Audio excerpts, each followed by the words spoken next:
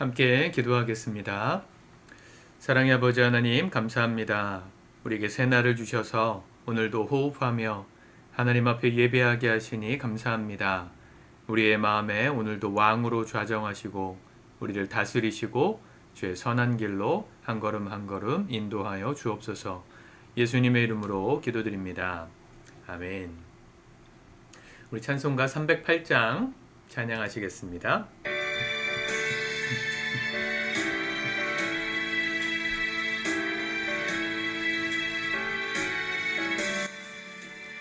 내 평생 살아온 길 뒤를 돌아보니 걸음마다 자욱마다 모두 죄뿐입니다. 나의 죄를 위하신 주의 은혜 크시니 골고다의 언덕 깊 주님 바라봅니다. 나같이 못난 인간 주님께서 살리려 하늘나라 영광 보좌 모두 버리시었네. 낮고 낮은 세상에 사람 형상 입으신 하나님의 큰 사랑 어디에 다 견주리.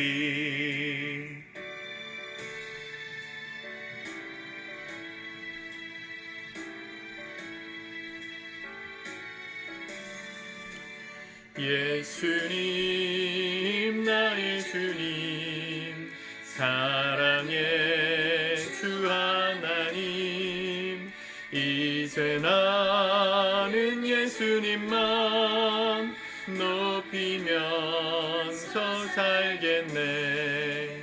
나의 남은 인생을 주와 동행하면서 주님 사랑 전하며 말씀 따라 살겠네. 아멘. 오늘 하나님 말씀은 스가랴 12장의 말씀입니다. 1절부터 마지막 절까지 우리 먼저 읽고 묵상하도록 하겠습니다. 12장 이스라엘에 관한 여호와의 경고의 말씀이라. 여호와 곧 하늘을 펴시며 땅에 터를 세우시며 사람 안에 심령을 지으신 이가 이르시되 보라, 내가 예루살렘으로 그 사면 모든 민족에게 취하게 하는 잔이 되게 할 것이라. 예루살렘이 에워싸일 때에 유다에까지 이르리라. 그날에는 내가 예루살렘을 모든 민족에게 무거운 돌이 되게 하리니 그것을 드는 모든 자는 크게 상할 것이라. 천하 만국이 그것을 치려고 모이리라. 여호와가 말하노라. 그날에 내가 모든 말을 쳐서 놀라게 하며 그 탄자를 쳐서 미치게 하리. 유다 족속은 내가 돌보고 모든 민족의 말을 쳐서 눈이 멀게 하리니 유다의 우두머리들이 마음속에 이르기를 예루살렘 주민이 그들의 하나님 만군의 여호와로 말미암아 힘을 얻었다 할지라. 그날에 내가 유다 지도자들을 나무 가운데 화로 같게 하며 곡식단 사이에 횃불 같게 하리니 그들이 그 좌우에 에워싼 모든 민족들을 불살을 것이요 예루살렘 사람들은 다시 그 본 곳 예루살렘에 살게 되리라. 여호와가 먼저 유다 장막을 구원하리니 이는 다윗의 집의 영광과 예루살렘 주민의 영광이 유다보다 더하지 못하게 하려 함이니라. 그날에 여호와가 예루살렘 주민을 보호하리니 그 중에 약한 자가 그날에는 다윗 같겠고 다윗의 족속은 하나님 같고 무리 앞에 있는 여호와의 사자 같을 것이라. 예루살렘을 치러 오는 이방 나라들을 그날에 내가 멸하기를 힘쓰리라. 내가 다윗의 집과 예루살렘 주민에게 은총과 간구하는 심령을 부어주리니 그들이 그 찌른 바 그를 바라보고 그를 위하여 애통하기를 독자를 위하여 애통하듯 하며 그를 위하여 통곡하기를 장자를 위하여 통곡하듯 하리로다. 그날에 예루살렘에 큰 애통이 있으리니 무기또 골짜기 하다드림 몬에 있던 애통과 같을 것이라.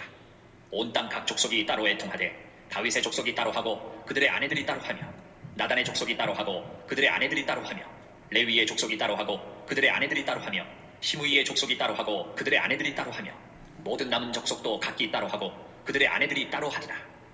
아멘. 오늘 본문에서 스가랴가 하나님의 말씀을 또 전합니다. 3절에 보면 보라 내가 예루살렘으로 그 사면 모든 민족에게 취하게 하는 잔이 되게 할 것이라. 예루살렘이 에워싸일 때에 유다에까지 이르리라. 지금 스가랴가 이 예언을 하던 시점은 그렇게 하나님의 말씀을 거역하고 죄를 범한 이스라엘이 멸망한 후 70년이 지나서 다시 본국으로 돌아온 상황이었습니다. 그런데 그들에게 경고하는 말씀은 마치 70년 전에 예루살렘 성전이 포위당하던 그리고 나라가 망하던 시점의 모습처럼 반복적인 예언을 또 하십니다. 차이가 있다면 70년 전에 이 예루살렘이 모든 민족이 취하는 잔, 모두가 마시고 싶고 가지고 싶은 그런 곳이 된다는 거죠. 유린당한다는 건데 그런 자리가 되는 건 똑같지만 차이가 있다면 70년 전에는 하나님의 심판으로 나라가 멸망했지만 70년이 지나 돌아온 여호와의 성전을 재건하고 있는 이들에게 그와 같은 일이 벌어질 때가 되면 그때는 하나님께서 이 예루살렘을 유다를 지켜주시고 승리하게 하시겠다. 그런 말씀입니다. 4절에 보세요. 여호와가 말하노라 그날에 내가 모든 말을 쳐서 놀라게 하며 그 탄자를 쳐서 미치게 하되 유다 족속은 내가 돌보고 모든 민족의 말을 쳐서 눈이 멀게 하리니. 여기 그 모든 민족이 예루살렘을 애워싸는 이 장면 무언가 떠오르지 않으세요? 요한계시록에 보면 마지막 사탄이 이 용과 더불어서 하나님의 세력들을 대적할 마지막 세력을 규합해서 이 하나님의 군대와 맞서 싸우기 위해 준비하는 장면이 나옵니다. 아마게돈이라고 하는 전쟁의 시작이죠. 이 아마게돈이라는 이 헬라어가 히브리어로 말하면 무깃도입니다. 무깃도. 오늘 무깃도가 나오죠.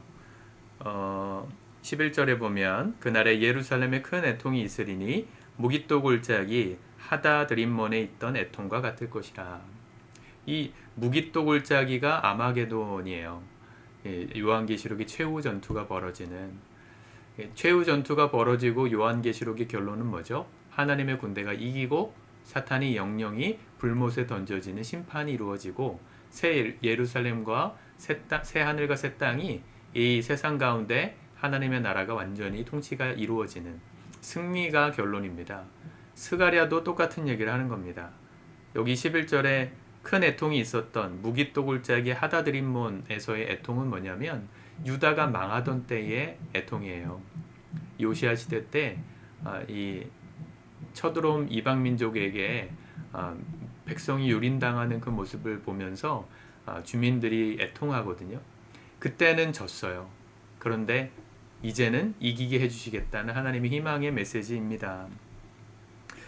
모든 민족이 하나님을 대적하러 모여들었지만 하나님이 유다 족속을 돌보시고 모든 민족의 말을 쳐서 눈이 멀게 해주시겠다. 그리고 5절 유다의 우두머리들이 마음속에 이르기를 예루살렘 주민이 그들의 하나님 만군의 여호와로 말미암아 힘을 얻었다 할지라.